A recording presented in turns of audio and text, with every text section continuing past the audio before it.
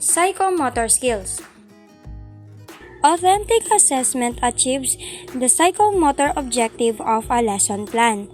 It is more on hands-on activities to measure the learning competencies of a learner. Experiment. It assists the student's ability to efficiently and effectively use a repertoire of knowledge and skill to negotiate a complex task through trial and error. For the next word, we have opportunity. The authentic assessment is an opportunity for the learners to rehearse, practice, and have a consultation at the same time on their knowledge and skills in a specific task that given to them. This opportunity that the authentic assessment creates for the learners can help for the students' growth and for them to acquire a hands-on experience.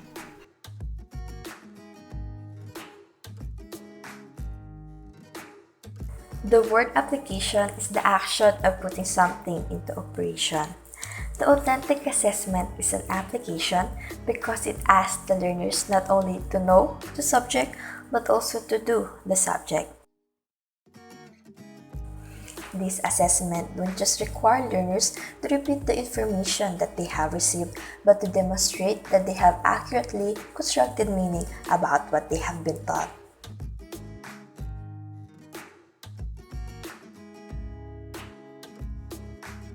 Now let's talk about traditional and authentic assessment differences.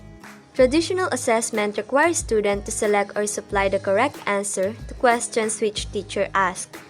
It is limited as there is only one specific answer in each question. On the other hand, in authentic assessment, students are asked to perform real-world tasks that demonstrate meaningful application of essential knowledge and skills. It is limitless as it characterized by open-ended tasks that require students to construct extended responses, to perform an act, or to produce a product in a real-world context, or a context that mimics the real world. Under traditional assessment, pen and paper tests.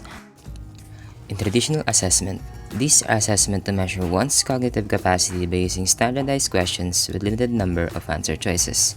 These tests are usually true or false, matching type, or multiple choice. While on the other hand, for authentic assessment, performance-based. It assesses students' ability by giving a certain task that requires knowledge, understanding, and skills. It gives students opportunities to rehearse and practice, to seek consult, and get proper feedback. Under traditional assessment, we have teacher-structured. Traditional assessment is teacher-structured because when completing a traditional assessment, what a student can and will demonstrate has been carefully structured by the person or persons who developed the test. While on the other hand, under authentic assessment, we have student-structured.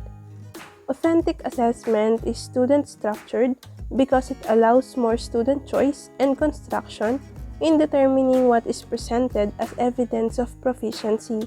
Additionally, students have multiple acceptable ways towards constructing a product or performance. Under the traditional assessment is cognitive, because the traditional assessment uses cognitive domain of learning to evaluate the students' acquired knowledge and ideas by means of a paper and pencil test. While on the other hand, for the authentic assessment is psychomotor, to see the students' ability and skills if they effectively uses their knowledge by applying it through different activities and performance tasks. Under traditional assessment, assess through tests. In traditional way of assessment, the students were assessed according to their grades or scores in their exams, activities, and quizzes.